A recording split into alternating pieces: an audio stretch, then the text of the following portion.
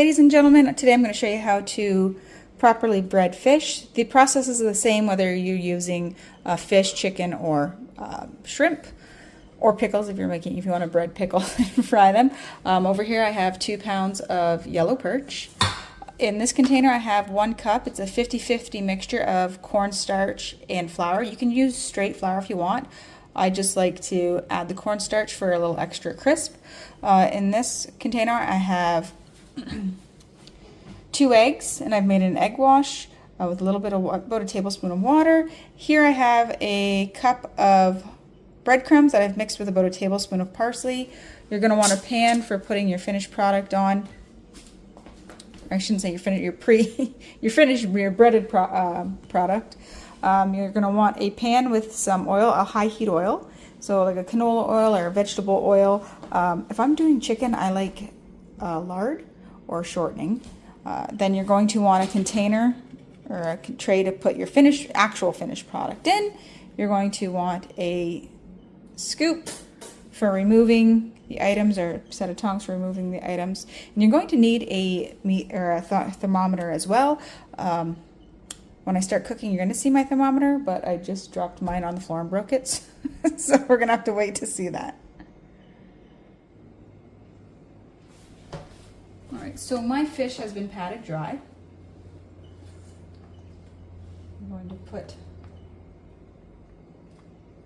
fish in here to get it coated.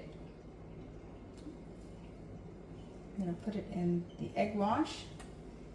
Okay, that flour helps the egg wash to stick to the fish, and then it goes right into your breading.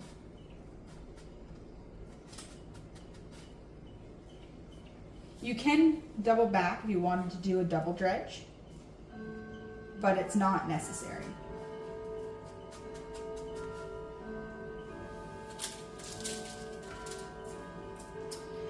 There's 2 ways I like to do this. Sometimes I like to keep separate hands for my egg and then my breading. If I'm doing a bunch of like sometimes I pre-bread stuff and then freeze it.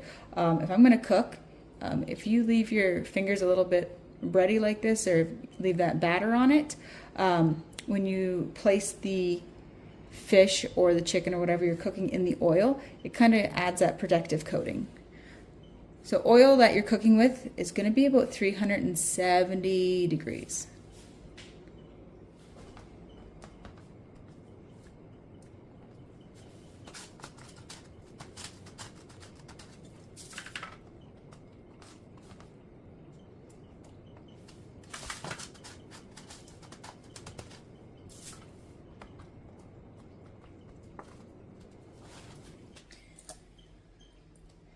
In the flour, you don't have to season this flour mixture.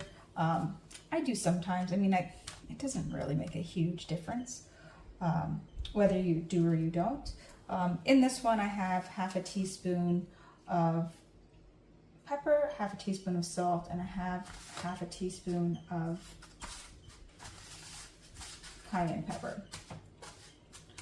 When you're breading and flouring, you want to push that in to make sure you get the crumbs into all the nooks and crannies. You want to make sure your pieces are flat. If you have a piece laid over like that, you're not going to get a proper coating. For the breading, like I mentioned earlier, this is just breadcrumbs and some parsley mixed together. But I've used different products for breading. I've used Panko. I've used crushed up cornflakes. That's a really old school thing to do. I've used, what else? Potato flakes. So it all depends on the texture that you want. Just play around with it. One of my favorite things to bread, actually I do a pickle brine chicken. So overnight I let the chicken breasts sit in a pickle brine, then I take it out, pat it dry, the same process again, using crushed up cornflakes. And then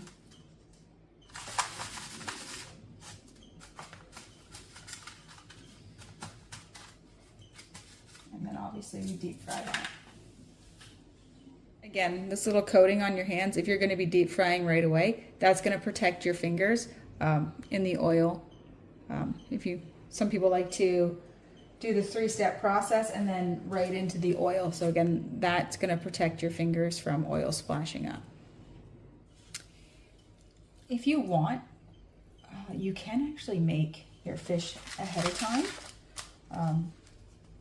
You can pre-bread it, cook it, let it cool down, and put it in the freezer, and use it later. I've done that. I've cooked too much fish and then we freeze the leftover. What I do is I let that defrost in the fridge overnight, and then I will just preheat and reheat it in the oven at about 375 degrees until it's warm. You don't want to overcook it. It'll have a real fishy flavor if you do that.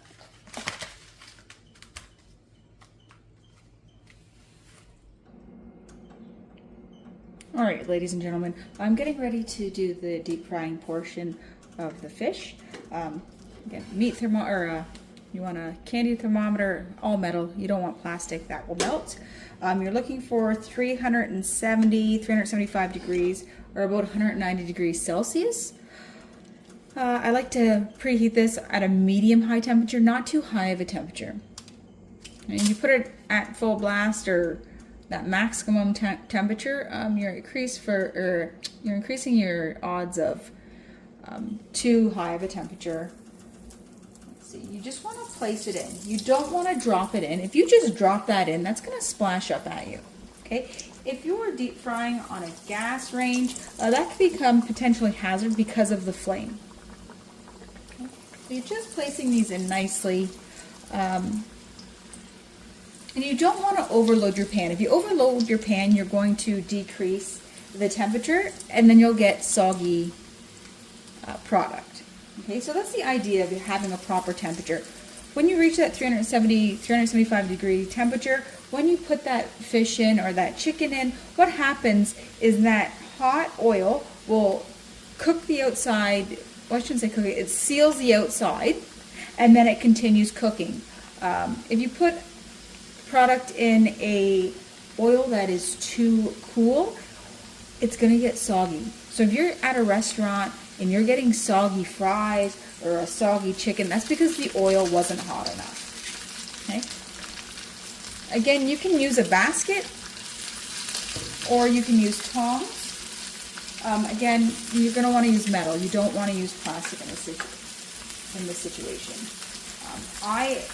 Because this is fish, I don't want to cook it too long. Okay, I want it just the right amount of time.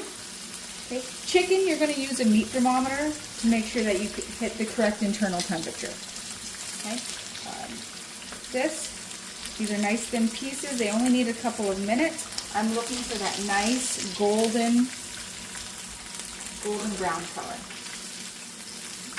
Some people like to put a napkin down, and your product's going to go onto that to soak up the oil.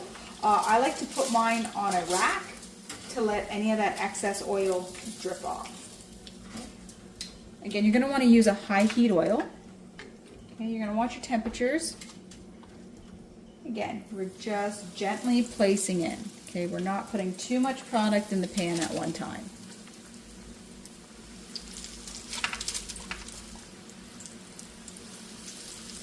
And earlier in the video I showed my batter fingers. That will help in this case. The other thing I do want to mention, if you're cooking with oil, make sure you have a pot that has a lid. Okay? If for some occasion there's a fire, you're going to want to place that lid directly on top of that. Never, never, never, never put water in oil. It'll cause essentially an explosion, and this reaction, and the oil just goes everywhere. Okay? If your oil is too hot, it's going to splatter up. You don't want that.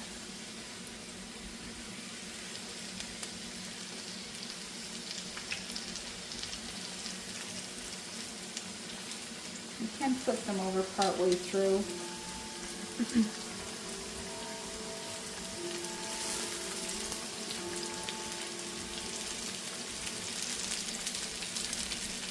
And again, just watch your temperatures. You don't want it too hot. You don't want it too cold.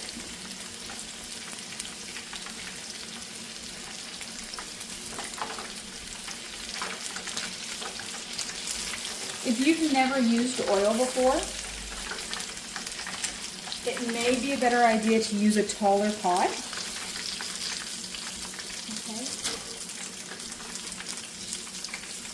I know how much I can put into this pan because I've been using it a long time, how much product I can put into this pan before it spills over. Okay. You don't want to run the risk of it boiling over. That can happen if you have water.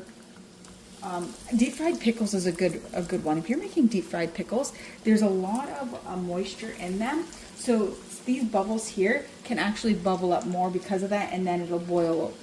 Boil is probably not the right word, but it'll boil over essentially. You don't want that. So as long as you follow safety procedures, you'll be fine cooking with oil. Okay? Never, never, never leave it unattended.